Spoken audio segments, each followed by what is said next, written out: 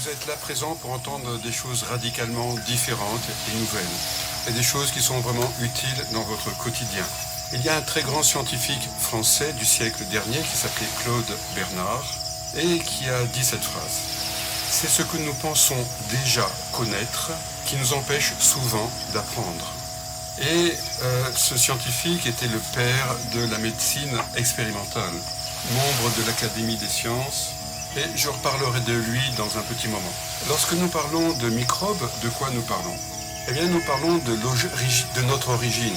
La première cellule était une bactérie. Donc, quand nous parlons de bactéries, nous parlons à la fois de notre arrière-grand-père et de notre cousin. Et certains ont même l'hypothèse que l'ancêtre de la bactérie est présente dans toutes nos cellules. Donc, nous savons que les bactéries sont indispensables à la vie. Les virus et les microbes en général. Donc, ces microbes sont responsables de 90% des transformations biochimiques. Ça veut dire que sans microbes, ça serait tout simplement la mort de la vie sur Terre. Donc, les bactéries mutent 1000 fois plus rapidement que l'homme et le virus 1000 fois plus rapidement que les bactéries. La chose la plus importante, c'est ce que je vais vous dire maintenant. Combien de cellules de combien de cellules est constitué votre corps? Eh bien, de 10 puissance 13 cellules. Combien de bactéries, de microbes avez-vous à l'intérieur du corps et également sur votre peau? 10 puissance 14 microbes. Ce sont des découvertes des scientifiques, évidemment.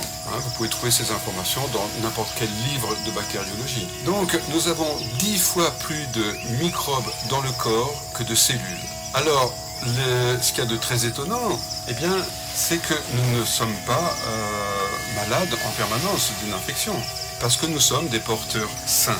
Et écoutez également ce que je vais vous dire, et qui est présent dans les livres sérieux et scientifiques, il n'y a aucun microbe spontanément pathogène.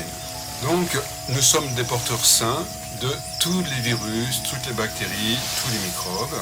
Certaines personnes sont porteurs du virus du sida, mais ne font aucune maladie. D'autres ont le bacille de la tuberculose, mais n'ont pas la tuberculose. Et voilà ce qu'on peut lire dans ce genre de livre. Les microbes ont une réputation alarmante. Pourtant, l'homme fait équipe avec eux. Le fait que la majorité d'entre eux sont inoffensifs, bénéfiques, indispensables, est rarement compris. Donc, tous les microbes peuvent être totalement neutres pour le corps et même positifs, indispensables, et parfois devenir pathogènes, négatifs. Et personne ne se pose la question pourquoi et comment. Troisième chose importante que je vais vous dire, donc premièrement, c'est le nombre de microbes. Deuxièmement, le fait qu'ils soient positifs, neutres ou de temps en temps négatifs. Et le troisième, c'est que les réactions de chaque personne infectée changent d'une personne à l'autre. Quelles sont les maladies provoquées par ce tout petit virus de corona?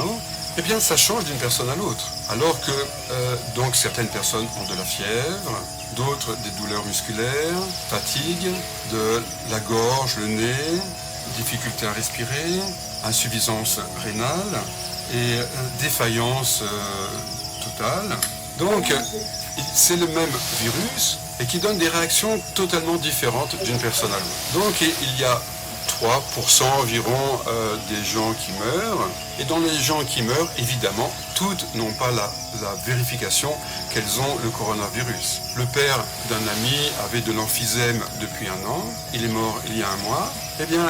L'hôpital a dit du coronavirus, alors qu'il n'a eu aucun test au coronavirus. Donc, dans les 3% des gens qui meurent, est-ce qu'ils ont tous le coronavirus? Je ne le crois pas. Et les 100% des gens qui sont diagnostiqués au coronavirus parce qu'ils éternuent, on peut imaginer que d'autres personnes éternuent, ils ont aussi le coronavirus et ils n'ont pas de test à l'hôpital.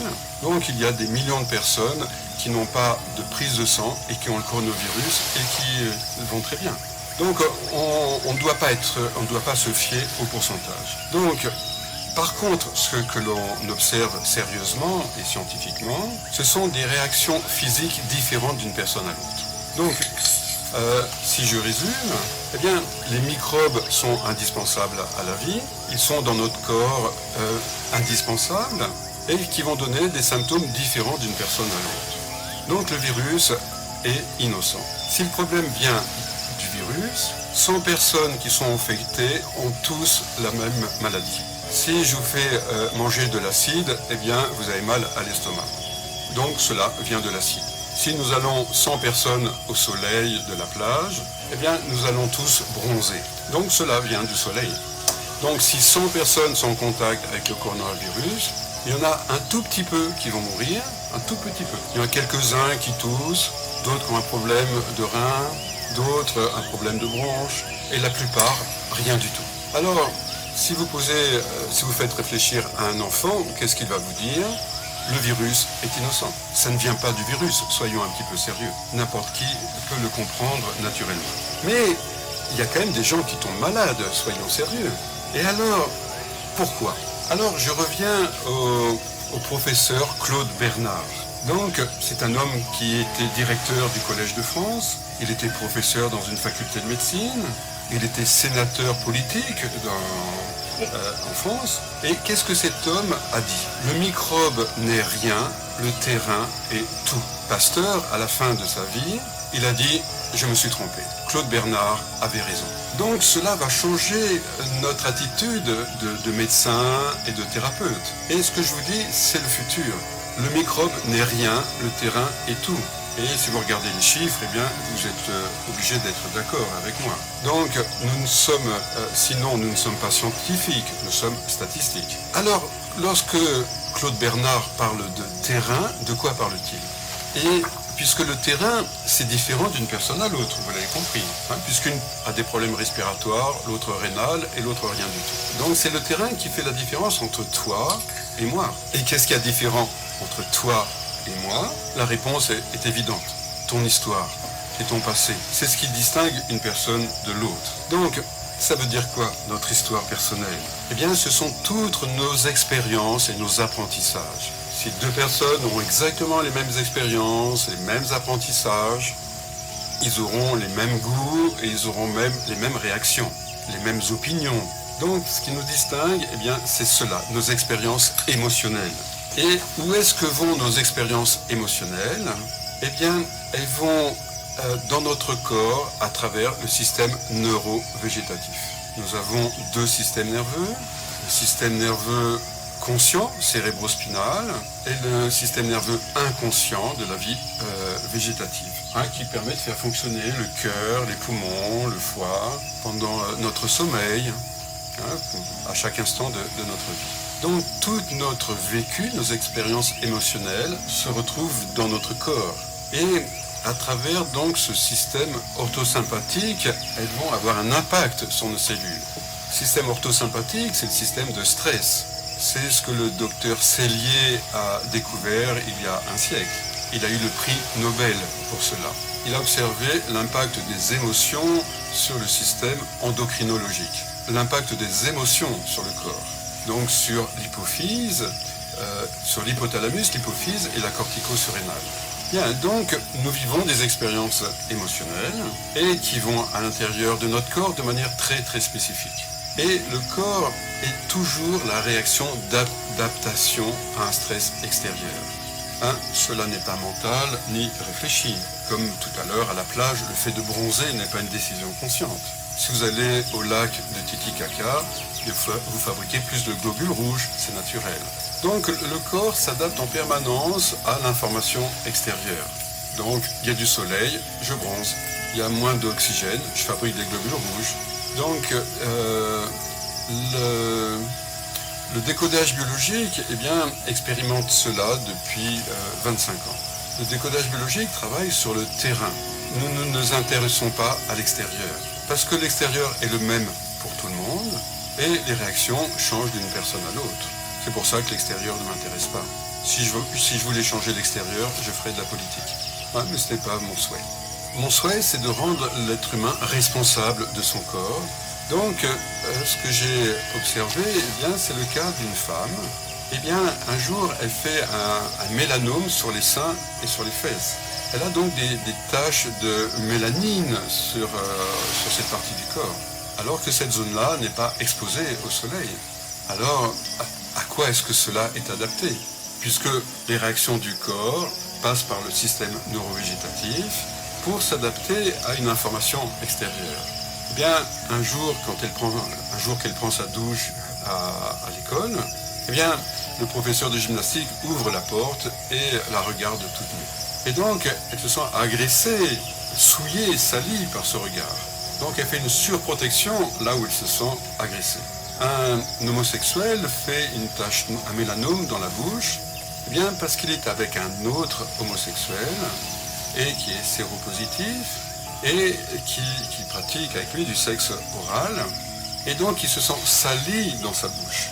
Donc on voit que la réaction est identique avec deux événements extérieurs différents.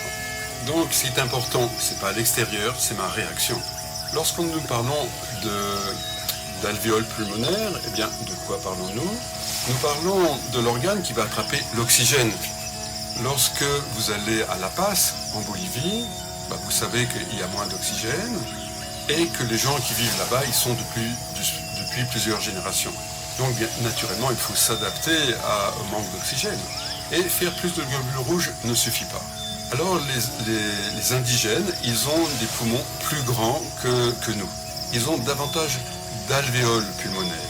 Donc, je rencontre un homme qui avait un cancer des poumons et je cherche dans chaque personne l'histoire de cette personne, c'est-à-dire le terrain. Qu'est-ce que cette personne a différent de toi, de moi? Eh bien, cet homme me raconte qu'il fait de la plongée en apnée, et un jour, il remonte à la surface, il manque d'air, il arrive à la surface de l'eau, et vient une vague. Et là, il se dit, je vais mourir, je vais manquer d'air. Je veux attraper la vie, je veux attraper l'air, l'oxygène. Donc, quelle est la solution inconsciente biologique? C'est fabriquer plus d'alvéoles, comme les mammifères marins tels que les dauphins ou les baleines. Ils ont 3 fois plus d'alvéoles au millimètre cube que nous. Un autre homme vient pour une tumeur des poumons. Eh bien, il est avec sa maîtresse, qui est mariée à un autre homme, et voilà que le mari les surprend tous les deux. Et il veut le tuer. Donc c'est le même ressenti, j'ai peur de mourir. Quelle est la solution archaïque, inconsciente, biologique, neurovégétative? Je fais plus de poumons. Je me souviens de cette femme qui a un diagnostic de trophoblastome, qui a un cancer du placenta dans l'utérus, et immédiatement, elle a peur de mourir de ce cancer. Et elle démarre un cancer des poumons. On va parler de métastase, mais évidemment, ce n'est pas une métastase. Si c'était à cause de ce cancer à l'intérieur de l'utérus, eh bien 100% des femmes qui ont un problème dans l'utérus feraient toutes des cancers des poumons, alors que nous sommes là dans la statistique. La statistique n'intéresse personne. Nous voulons être scientifiques. Donc, cette femme, elle a le même ressenti, j'ai peur de mourir. Et elle a la même réponse biologique, le cancer des poumons. Qu'est-ce qui se passe dans les médias avec cette épidémie? Une comptabilité des morts au quotidien. Aujourd'hui, il n'y a pas plus de morts qu'il y a un an. La seule différence qu'il y a, c'est qu'aujourd'hui, nous les comptons. C'est tout, c'est la seule différence. Vous croyez qu'il y a un an, personne n'est mort? Vous croyez qu'il y a 2 ans, personne n'est mort? Tous les ans, il meurt 1780 personnes de la grippe chaque jour. Un jour, 1780 personnes. Ok? Ça, c'est sur l'année. En réalité, les gens meurent plus l'hiver, donc on peut doubler ce chiffre. Mais est-ce que l'année dernière, on mettait les chiffres à la télévision? Non. Non, l'année dernière, nous étions éternels. Il y a 2 ans, nous étions éternels. Personne ne mourait. Nous restions jeunes et en bonne santé, comme les acteurs de cinéma américains qui ne vieillissent jamais. Bien, donc, cette publicité pour la mort tue les gens. Donc nous sommes contre-productifs. On empêche les gens de sortir de chez eux, on les oblige de regarder les chiffres des gens qui meurent. Quel est le résultat émotionnel à votre avis? Est-ce que vous avez envie de provoquer cela? Est-ce que vous avez envie d'offrir cela à vos enfants? Donc, c'est Noël mon chéri, mets-toi devant la télévision. Je vais te dire, tous les gens qui meurent en ce moment. Et vous faites ça pendant 1 mois. Et comment va se sentir votre fils au bout d'un mois? Tout cela s'appelle du bon sens. Hein, si vous avez un petit peu de logique, je pense que vous comprenez ce que je dis. Eh bien, à quoi correspondent les reins? En décodage biologique, nous l'associons avec la perte de repères. Hein, puisque la référence du repère, eh bien, c'est le liquide.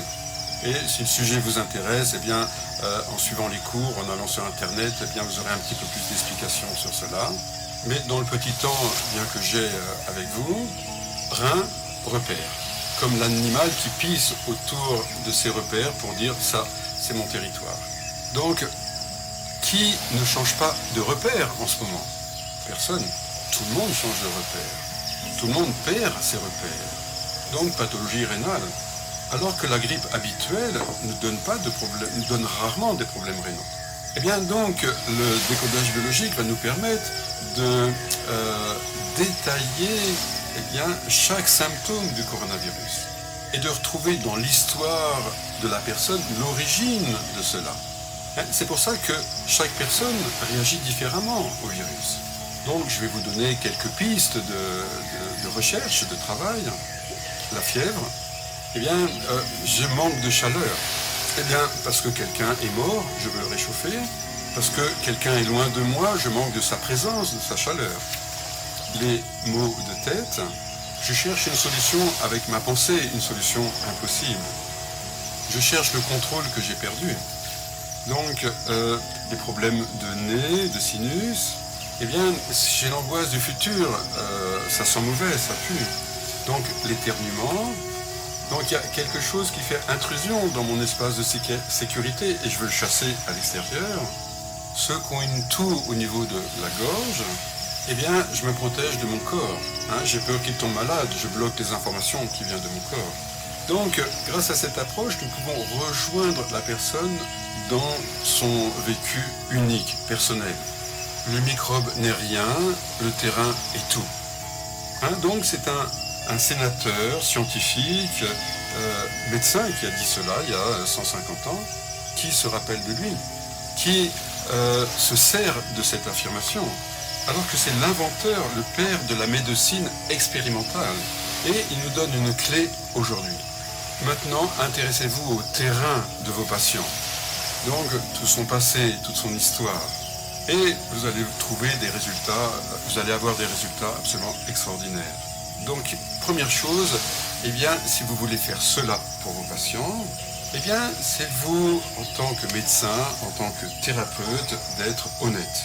C'est-à-dire vous connaître vous-même, être allé dans vos émotions, hein, de connaître ainsi toutes vos fragilités, hein, pour vraiment être dans une écoute disponible à l'autre, hein, pour ne pas être dans un blocage de ce qui vient de l'autre. Puisque vous avez compris que la maladie est en lien avec une histoire émotionnelle, n'est-ce pas? Et aller dans l'émotion, ça veut dire devenir vulnérable. Et personne n'a envie de cela, hein, personne n'en a envie, et tout le monde en a besoin. C'est pour ça que nous allons au cinéma, pour ça que nous allons au concert, pour ça que nous rencontrons des amis. C'est pour avoir des émotions. Comment s'appelle un être humain qui n'a pas d'émotion? Un cadavre. Okay. Donc, il s'agit premièrement d'être à l'aise avec l'expression des émotions et de permettre à tous les patients d'exprimer leurs émotions librement, sans les juger, sans donner de conseils, avec empathie, avec présence. Et cela est curatif et préventif, puisque la maladie est précisément cette émotion qui n'a pas pu être exprimée. Hein, comme cette jeune fille que le professeur regarde tout nu sous la douche, elle a une émotion. Elle a gardé dans son corps. En thérapie, elle exprime son corps, elle guérit. La patiente que j'ai eue, qui avait un trophoblastome, donc le chirurgien lui proposait de retirer l'utérus, elle avait aussi un cancer des poumons, elle ne s'est pas fait opérer, elle a gardé son utérus, elle a exprimé toutes ses émotions, elle a guéri des 2 cancers, et quelques années plus tard, elle est tombée enceinte. Et aujourd'hui, elle a un bébé. Donc ne minimisez pas l'expression des émotions, puisqu'il s'agit du mouvement naturel de la vie. Et puis le point suivant, eh bien, c'est de relativiser l'importance du virus. Car c'est la croyance qui va altérer la santé du patient. À regarder tout cela à la télévision, à rester enfermé, eh bien, il va réveiller toutes ces peurs personnelles et transgénérationnelles. Il manque d'espace, il manque de liberté. Cela va impliquer les bronches chez les droitiers, le larynx chez les gauchers. On fait de la publicité pour la mort de façon gratuite. Donc, puisque la mort devient le grand héros actuel, on ne parle pas des gens qui survivent, n'est-ce pas? Donc la personne, elle va être en stress sur les alvéoles, sur les bronches, sur les sinus, sur le rein, sur la température. Et tout cela est dû à quelque chose d'extérieur, le virus. Cela n'est pas scientifique, cela est statistique. Donc c'est notre devoir de relativiser l'importance du virus pour redonner le pouvoir à nos patients. Nous connaissons tous des gens qui ont guéri du cancer sans que l'on comprenne pourquoi. Nous connaissons tous des gens qui ont des scléroses en plaques et qui vont mieux que d'autres. Nous avons tous des diabétiques en thérapie et certains prennent moins d'insuline que les autres. Et de temps en temps, même les doses sont plus faibles que d'autres jours. Donc la différence n'est pas à l'extérieur, elle est à l'intérieur. Il y a des gens qui guérissent de tout. Il y a des gens, voilà, qui vont guérir de tout, n'est-ce pas? Donc c'est cela qu'il faut stimuler chez nos patients. Et quand vous dites que le méchant est à l'extérieur, vous les rendez passifs. Donc ils vont se laisser aller. Ils vont faire confiance à des gens qui n'ont aucune solution. Ou des solutions qui ne sont pas réellement satisfaisantes. Donc la priorité, eh bien, premièrement, c'est de remettre les patients en contact avec eux-mêmes, avec leurs ressources et avec leur histoire émotionnelle. Qu'est-ce que cette histoire d'isolement et de microbes réveille chez vous? Donc, une patiente me téléphone d'Italie, dit « Je ne peux pas sortir de la maison, je me sens vraiment très mal. Je me sens seul, je n'ai plus de sens à ma vie. » Son grand-père avait fait la guerre en Allemagne, il avait été prisonnier, il se sentait seul, loin de la famille. Il n'y avait plus de sens à sa vie. Lorsqu'elle a exprimé cette histoire transgénérationnelle, elle a pu rester chez elle sans angoisse. Une autre femme me téléphone d'Équateur et elle est dans une détresse psychologique importante, elle ne peut plus sortir de chez elle. Elle me dit « Ah, je vais mourir ». Donc je cherche la mémoire inconsciente chez elle. Quand elle était enfant, son père a fait quelque chose de mal et devait aller en prison. Et le père ne voulait pas aller en prison. Alors il a fui dans la montagne, il a emmené sa fille, et avec cette terreur de mourir en prison. Et cette fille était vraiment en fusion émotionnelle avec le père qu'elle aimait à l'époque.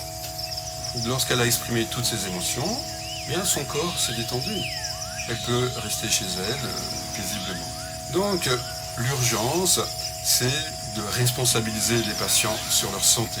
Donc le virus ne suffit pas comme explication. Donc en conclusion, bien premièrement, c'est nous-mêmes en tant que thérapeute, eh bien c'est d'être honnête, de se rencontrer soi-même dans cette réalité émotionnelle, à moins que vous soyez un robot, mais je ne crois pas. Deuxièmement, eh bien c'est de donner de la valeur à l'expression émotionnelle des patients, de façon à libérer le système neurovégétatif, de relativiser l'importance du virus, et puis de remettre le patient en contact avec lui-même, de remettre les patients donc voilà, dans ce mouvement-là. Et donc je vous remercie pour votre curiosité et votre disponibilité. Et si le sujet vous intéresse, je vous donne rendez-vous sur le site christianflech.com. Et il y a également des formations en ligne pour aller développer des outils de communication avec l'inconscient. Donc au plaisir de nous revoir. Merci encore.